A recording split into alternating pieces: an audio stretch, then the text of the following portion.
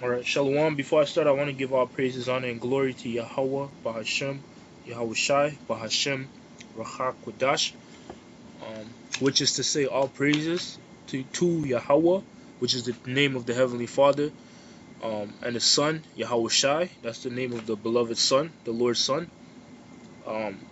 Rachak Kodash, meaning Spirit Holy, or Holy Spirit, right? That's how you say it in the ancient Hebrew tongue, the Lashon Kodash, the language holy, man. The Hebrew. The Paleo Hebrew. I want to give double honors to my teachers, the apostles, and the elders of Great Millstone, the men that taught me this truth, and also shalom and salutations to the hopeful elect. Okay, this lesson that I'm going to be getting into, it's going to be going into Genesis, the 25th chapter, starting at the 19th verse all the way to the last verse, which is the 34th verse. And this is going into Isaac's sons. All right, so without further ado, I'm just going to jump straight into it. Genesis 25 and verse 19. And it says, and these are the generations of Isaac, Abraham's son. Abraham begot Isaac. All right, so Isaac was the son of Abraham. So what you have to understand too, you know, the scriptures from the book of Genesis all the way to the book of Revelation, when really beginning at Genesis, is establishing a lineage, you know, and that's what we're reading, a part of the Lord choosing a particular lineage that he's particularly dealing with. You know, the Lord is not dealing with every nation on the earth, man. You know, contrary to popular belief, the Lord is only dealing with a particular lineage of people. You see, the descendants of Abraham, and as we're gonna go into, Isaac, and then ultimately Jacob, man. You know, and the Lord was pleased with Abraham. The Lord called Abraham his friend. You know, and he promised Abraham, he gave Abraham certain promises, you know, that would befall him and his children, you see. But it wasn't all of Abraham's children that got that perfected blessing, so to speak, you know, or that good blessing, the best of the best of the best blessing, man. It was only a particular seed, because Abraham had eight seeds, man. Abraham had eight seeds, you know, but the Lord only chose one seed out of those eight to pour the entirety of the blessings of Abraham too, man. Okay, so let's get that word Isaac uh, in the Hebrew. The word Isaac in the Hebrew, it means he laughs, you know, or laughter, and how you pronounce it in the Hebrew is yatazachak, yatazachak, you know, meaning laughter. And the reason why he was named Isaac, or laughter, is because um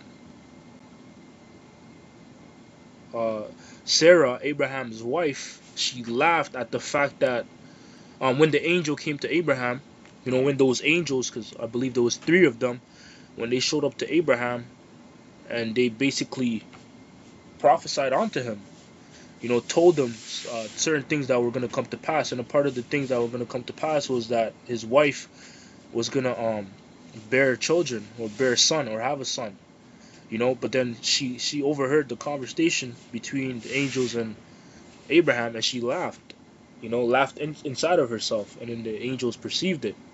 And the reason why she laughed was because she thought she was already of an old age. You know, she laughed. She's like, how can I bear children being this old, basically, you know.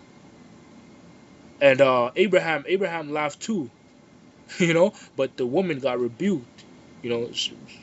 She got checked, you know. The angels checked her because they said, why are you laughing, showing you that a woman is a weaker vessel, and, you know, lesser of value than a man, you know, because Abraham didn't get rebuked because he was a man. All right, so that word Isaac means a laughter, or he laughs. And in the Hebrew, the Paleo Hebrew, the way you pronounce it is Yatazachak, Yatazachak, right? And the word Abraham, Abraham, Abraham in the Hebrew is father of a multitude, right? Because his name was first Abram, Abaram, which means father exalted.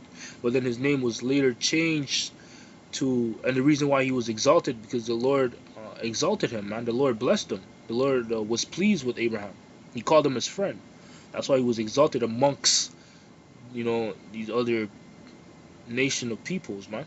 The Lord exalted Abraham, But his name was later changed to Abraham, meaning father of a multitude, because the Lord blessed him with a lot of children, But then the Lord only chose one seed that sprung from Abraham that he was dealing with in particular.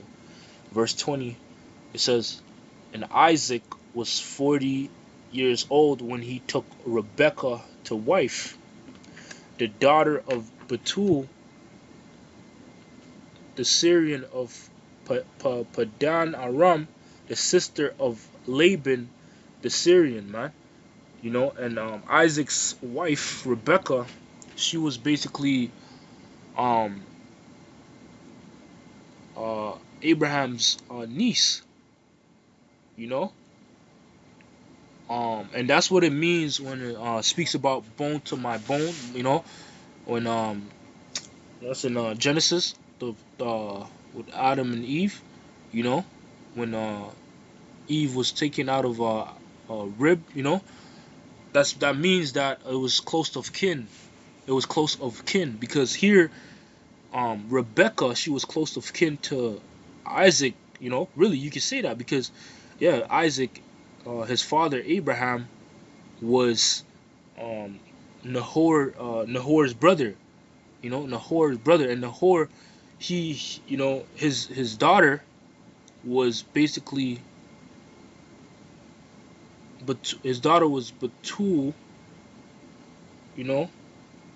which begot Rebecca, which out of her came Rebecca, yeah, so that was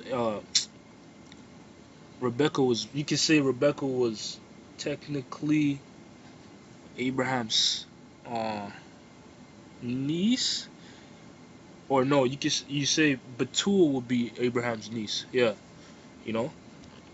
technically. Anyways, uh,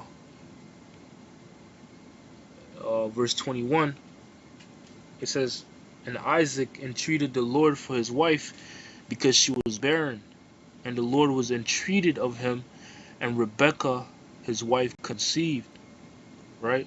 So the way Isaac entreated with the Lord, for his wife, was through the prophets, man.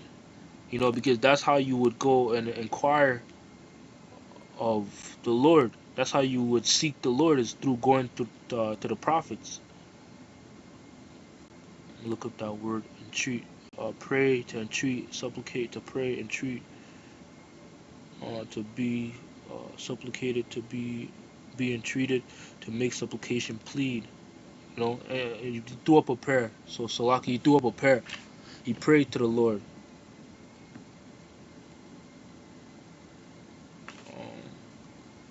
It says, verse 22, and the children, all right. So Isaac's children struggled together within Rebekah.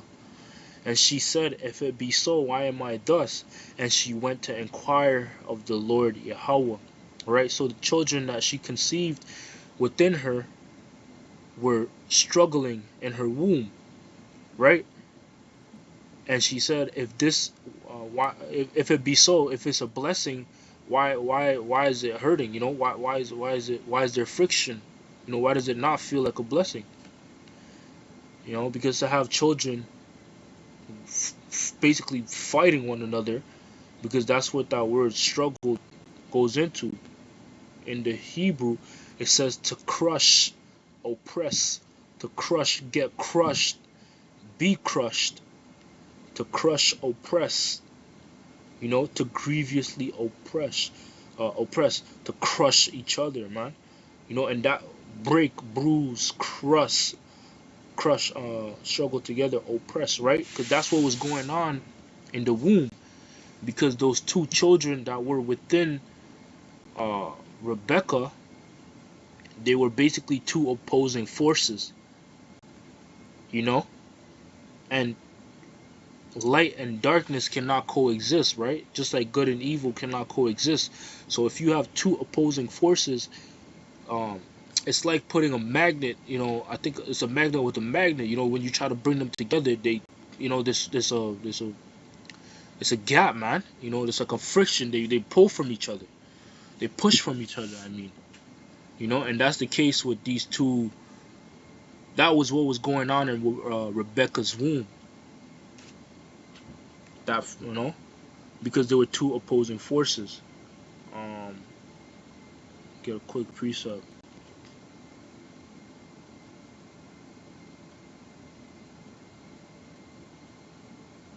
This is Sirach chapter 30.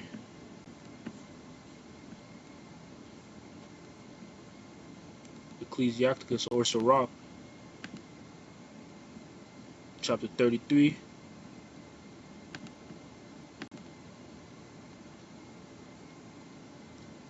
And verse, I'm gonna start at 15. Matter of fact, verse 10, it says, all men are from the ground, and Adam was created of earth. In much knowledge the Lord had divided them and made their ways diverse, right? So each and every nation on the planet Earth has a diverse spirit and particular characteristics about them, but you have the Israelites, which are the so-called blacks, Hispanics, and Native Americans, which are really the most diverse and most special and peculiar amongst the different nations on the earth. But each and every nation has their diversity and their character traits about them, man. But the nation of Israel just so happens to have the best character traits. You know, uh, verse 12, some of them hath he blessed and exalted, and some of them hath he sanctified and set near himself, right? So the Lord has set the nation of Israel near unto himself, you know, because that's his beloved city, that's his beloved people, man. The Lord has a favorite, you know. There's a precept that goes into some of the things that the Lord favors, the particular land, a particular flower, I believe it's a particular smell the Lord favors. The Lord even favors a particular people, and those people are the so-called blacks, Hispanics, and Native Americans. The descendants of Abraham, Isaac, and Jacob. Those make up you know, those are those people. The so-called blacks, Hispanics, and Native Americans. The chosen people of the Most High. And that's where we get our character traits from. To like particular things and to hate particular things. Is we get that um that we get that basically from the Lord. It says, but some of them hath he cursed and brought low and turned out of their places, right? So there's a nation of people that the Lord has blessed, but then there's also a nation of people that the Lord has cursed, and brought low. And that nation is the nation of the Edomites, the so-called white race today. You see? And going into Isaac's sons, Isaac had two sons. One was named Jacob, and the other one was named Esau. And Jacob was the one that was blessed, Esau the one that was cursed. When we read on, verse 13, it says, as the clay is in the potter's hand to fashion it at his pleasure, so is man in the hand of him that made him, to render to them as likeneth him best. Right? Verse 14, good is set against evil, and life against death. So is the godly against the sinner, and the sinner against the godly. So this is what was going on in Rebecca's womb. Good and evil life and death, godly and the sinner, man. You know, basically opposing forces clashing, and that's why there was so much friction. And she cried out, "If this is a blessing, why does it pain? Why is it hurting?" Right? It says, "So look upon all the works of the Most High, and there are two and two, one against another." You know, and that's everything on the planet Earth, right?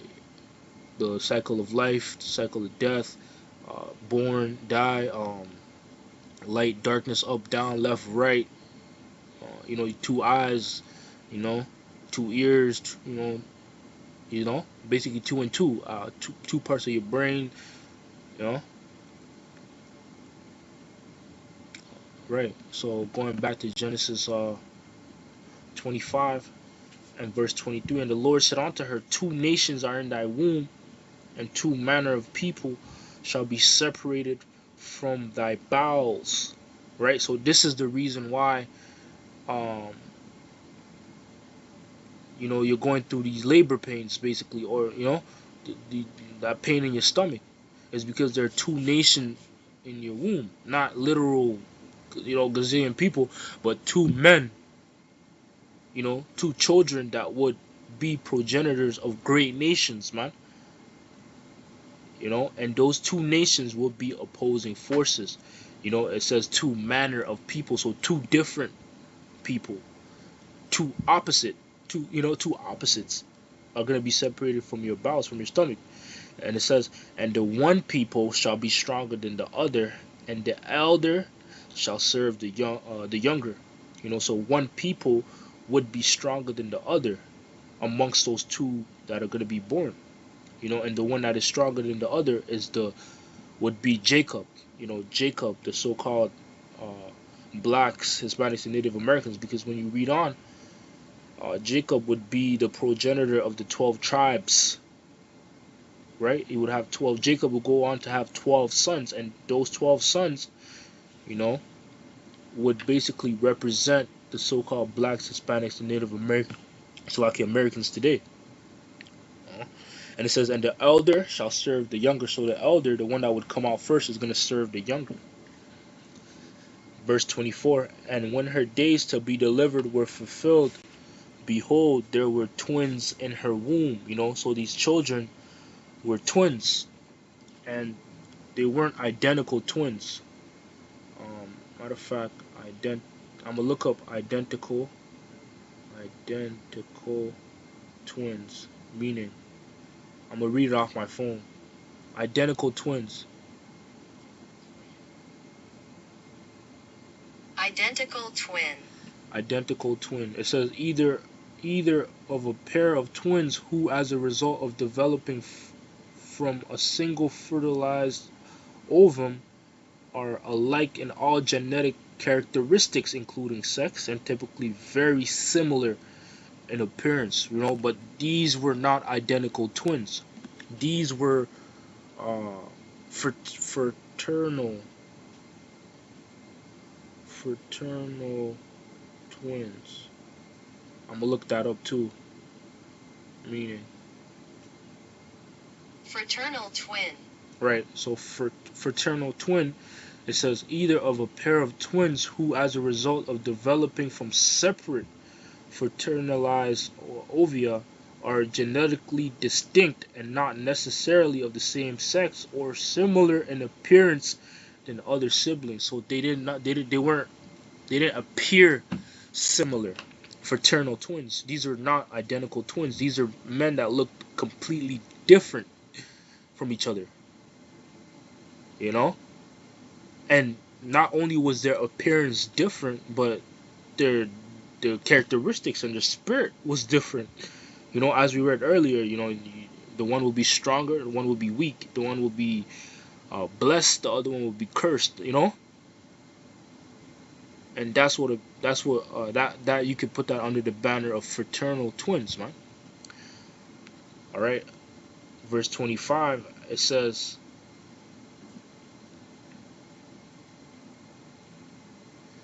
verse 25, and the first came out red all over like a hairy garment. So this is the first distinction of these two fraternal twins. The first one came out red all over like a hairy garment, and they called his name Esau, right? So Esau came out came out first, but he came out red, man, and hairy. He came out red like a hairy garment, like a hairy garment, you know. And they called his name Esau, Ishashua in the Hebrew, Ishashua, meaning wasted away is he, wasted away. And the thing that was wasted away about him was his pigmentation. All right, and that's how we know that this is referring to the so-called white race today, man. This, they descend from this man, because their skin is translucent, man. The blood shows forth through their skin, right? And that's what makes them red, or a peach's color, peach, red, pinkish, those are all red, man. you know so he was the first to come out. He's the elder, right? Like we read also that the elder is going to serve the younger, so he was going to serve his younger brother that was going to come after him, his twin brother. Verse 26, it says, and after that came his brother out, and his hand took hold on Esau's heel, and his name was called Jacob, Yaquab. And Isaac was 80 years old when she bare him, right? So the name Jacob in the Hebrew is Yaquab, meaning supplanter, right? And he came out second. And notice it didn't give a description of how Jacob looked, because he looked like everybody else. He had pigmentation. He had melanin. He was dark skinned, man. But Esau, when they saw him, they were, whoa. They're like, whoa. It was weird. That's why they said wasted away, because he didn't, and description was given because he didn't look like the normal. He didn't look like everybody else, right? But Jacob came out second, so he was younger. He's younger than Esau. So Esau is gonna serve Jacob, and that's why it says when he came out, his hand took hold on Esau's heel, meaning he's gonna pull him down, basically, pull him down, and then pull him down to where he belongs, which is under Jacob, because, like it was written, that the elder is gonna serve the younger. The elder will be under the younger son, and that's what it means by Jacob holding Esau's heel to pull him down, right? Verse 27, and the boys grew, and Esau was a cunning hunter, a man of the field, and Jacob was a plain man dwelling in tents, right? So Esau was a cunning hunter, a man of the field, and that's also one characteristic trait that we can associate with the so-called white race today, right? Because they are known as hunters. They delight in hunting. You see, and Esau, they got that spirit from their forefather Esau, but then Jacob, Yaquab, he was a plain man, meaning a righteous man, dwelling in tents, you know, and we could equate that to the so-called Black Hispanics and Native Americans today, because that nation is really a righteous nation, man. Even though the condition we're in right now does not seem like it, at heart, deep down, each and every Israelite is righteous, man. Why? Because they were created to be righteous. It was put in their spirit to be righteous, and that's why, um, predominantly, mostly, so-called Black Hispanics and Native Americans have a conscience towards the Most High, man. They're conscious of a higher power, or they, or any form of spirituality, or you know, deep down they know, man. And having a conscience too, you see, and they can choose to turn off that conscience. Like these other nations, they don't have a conscience. That's why they do the things they do. Like Esau, you know, doesn't have a conscience, but Jake, which is short for Jacob, Yaquab, they do have a conscience. That's why particular things they do, when they go off or sin against the heavenly Father, it weighs on them. Most Israelites or Jacobites, right? Verse 28. And Isaac loved Esau because he did eat of his venison, but Rebekah loved Jacob. It says, uh, and Jacob sawed pottage, and Esau came from the field and was faint. And Esau said to Jacob, feed me, I pray thee, with the same red pottage, for I am faint. Therefore was his name called Edom, right? Because that word Edom in the Hebrew is Adawam, means red, right? His name was changed from Ishashwa, meaning wasted away, is he, to Adawam, which is Edom, red, right? And Jacob said, sell me this day thy birthright. And Esau said, behold, I am at point to die. What profit shall this birthright do to me? And Jacob said, swear to me this day. And he swore unto him, and he sold his birthright unto Jacob. And then Jacob gave Esau bread and pottage of lentils, and he did eat and drink, and rose up and went his way. Thus Esau despised his birthright. You know? And uh yeah, this is also another indicator of who the Edomites are today, right? Because they're descendants of Edom. You know, it's the fact that they eat their food raw or medium rare, you know, uncooked, because this pottage was not done. That's why it was red.